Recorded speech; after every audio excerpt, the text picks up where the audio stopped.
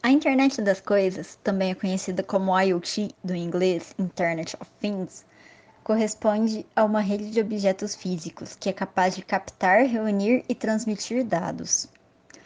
O seu uso ainda não é muito difundido, mas já afeta o dia a dia de muita gente, e com o passar do tempo, isso tende a aumentar ainda mais. E isso faz com que seja muito importante a implementação de sistemas de segurança nos dispositivos de IoT. Os dispositivos de IoT têm se tornado um alvo muito atraente para os hackers, principalmente para os mal intencionados. Isso se deve à grande quantidade de dados e informações que esses dispositivos podem transmitir e armazenar. Como o IoT está em todas as áreas, como na área financeira, área de saúde, lazer, educação, a coleta de dados é completa. Então, é possível ter acesso a uma rotina inteira da vida de uma pessoa. E se não tiver a devida segurança, tudo isso pode ser acessado por alguém mal intencionado. O excesso de confiança dos usuários é um outro motivo para que os dispositivos de IoT sejam tão atraentes.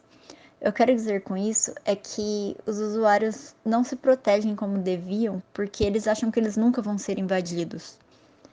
Então, coisas como senhas, senhas de banco, valores bancários, datas importantes, muitas vezes são guardadas em documentos simples na nuvem. E isso é algo muito fácil, pois se um hacker consegue invadir a nuvem, os documentos já estão lá com tudo que ele precisa. Ele não precisa nem ter o trabalho de tentar descriptografar ou buscar as informações já estão lá prontas para ele. Existem alguns desafios que tornam ainda mais difícil manter os dispositivos de IoT seguros. A maior parte desses dispositivos foram criados com o objetivo de agregar funcionalidades diferentes a de objetos comuns e tentaram fazer isso a um baixo custo. Então, quando o IoT começou a se popularizar, a segurança não era o foco. E com isso, muitos dispositivos têm recursos limitados e não conseguem executar algumas funções de segurança que já existem e são utilizadas, por exemplo, nos computadores que temos hoje. Um outro problema para a segurança de dispositivos de IoT é que, por ser algo que vem se popularizando aos poucos, é algo relativamente novo, ainda não foram estabelecidos protocolos padrões para comunicação e nem para segurança. E isso faz com que haja diversas brechas para ataques, principalmente utilizando malwares. Em 2019, foi realizada uma pesquisa pela Gemalto com empresas que fornecem dispositivos de IoT. Essa pesquisa apontou que 48% das empresas entrevistadas não sabem se ocorreu alguma violação nos produtos que elas forneceram. Esse número é bem alto, é quase que metade de todas as empresas que foram entrevistadas. E isso mostra o quanto os sistemas de segurança não são levados a sério ainda no ramo do IoT. E essa segurança já vem se tornando urgente. Para dar uma ilustrada nisso, trouxemos algumas notícias de falhas de segurança que alguns dispositivos de IoT tiveram. As notícias vão ser apresentadas e é possível notar que quando alguma informação cai na mão de pessoas mal intencionadas, pode acontecer uma tragédia bem grande. Agora eu vou dar algumas notícias que envolvem segurança em IoT e alguns exemplos que aconteceram na vida real, tanto algumas bizarras, que a gente não espera que acontece, quanto outras que podem nos preocupar bastante, envolvendo família, envolvendo a privacidade da família, de crianças. Então vamos lá. Então a primeira delas é esse caso aqui do aquário, que isso aconteceu em 2017.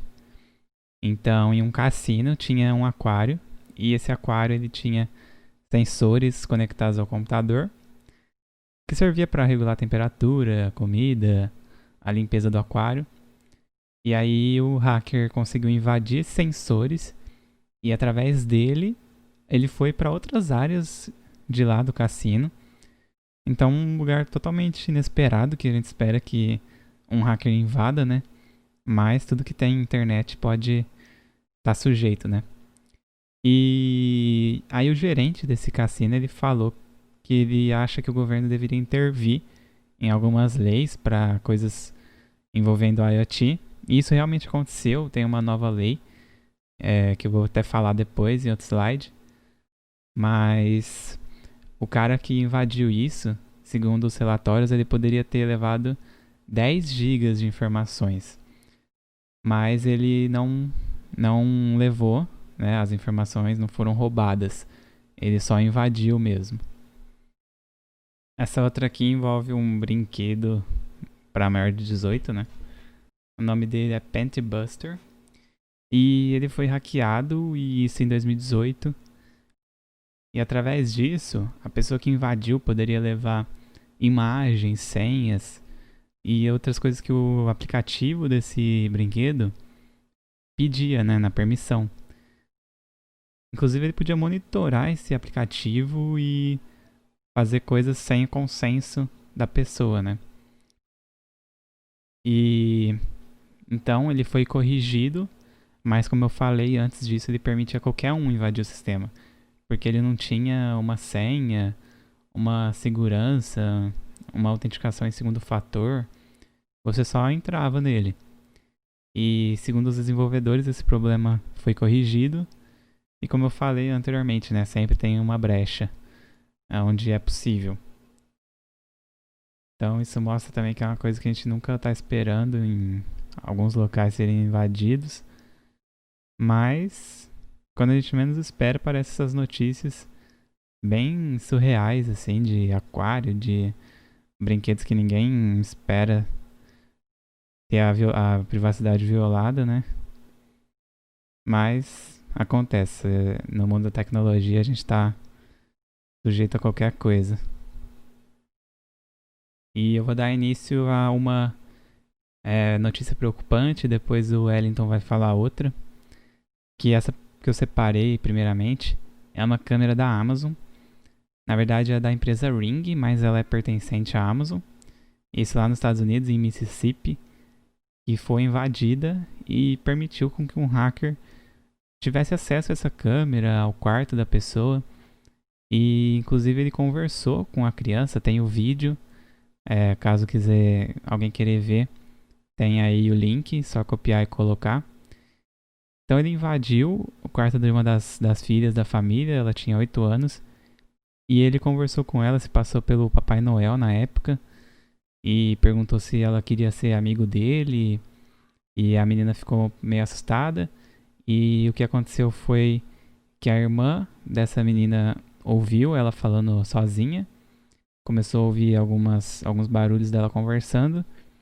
E foi ver e estava invadido, né? Ela foi ver a câmera, o que estava acontecendo. E viu que tinha alguém falando por ela. Um cara tinha invadido e estava conversando.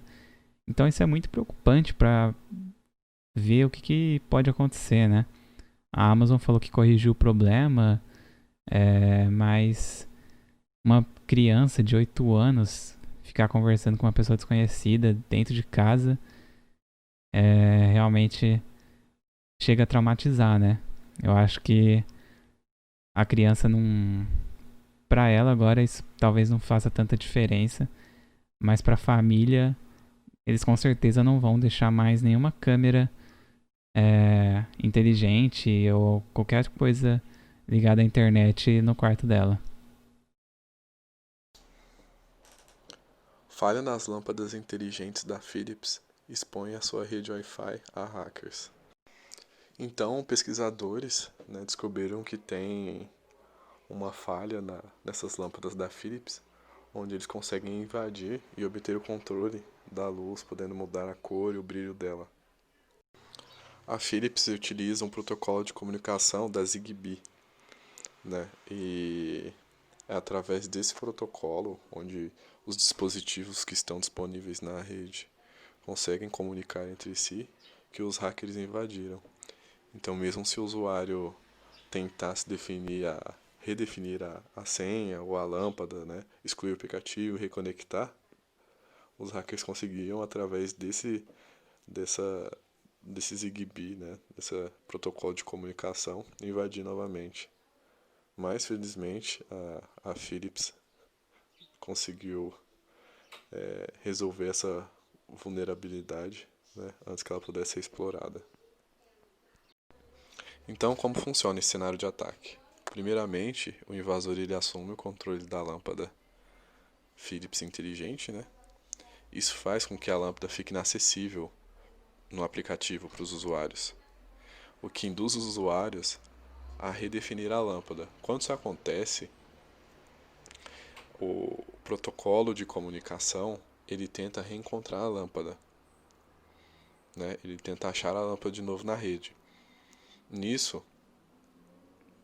a lâmpada que ele vai encontrar é a lâmpada que está sendo controlada pelo hacker, com o firmware atualizado, né? E aí o usuário adiciona a lâmpada novamente à rede.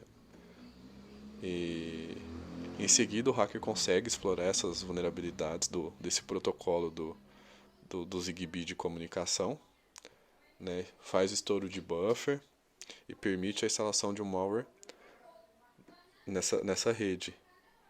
Então o hacker pode usar esse malware para infiltrar na rede, e aí como essa rede, esse protocolo de comunicação do Zigbee é um protocolo onde vários dispositivos na rede, todos os dispositivos que estão conectados a essa rede conseguem comunicar entre si, ele vai ter acesso a todos esses dispositivos que vão estar conectados na rede. Falando sobre as conquistas e avanços para 2020, houveram diversos avanços legislativos que beneficiaram, né, a exploração do mundo de IoT, o que aumenta consideravelmente as expectativas de um maior número de dispositivos no mercado. Isso implica em maior qualidade de vida, em um processamento inteligente de dados, né? E também o governo da Califórnia tem criado leis que exigem que todos os dispositivos de IoT vendidos têm que ter medidas razoáveis de segurança cibernética. Então, com isso, a segurança nos dispositivos de IoT tende a ganhar mais força, não só nesse ano de 2020, mas para os próximos anos também.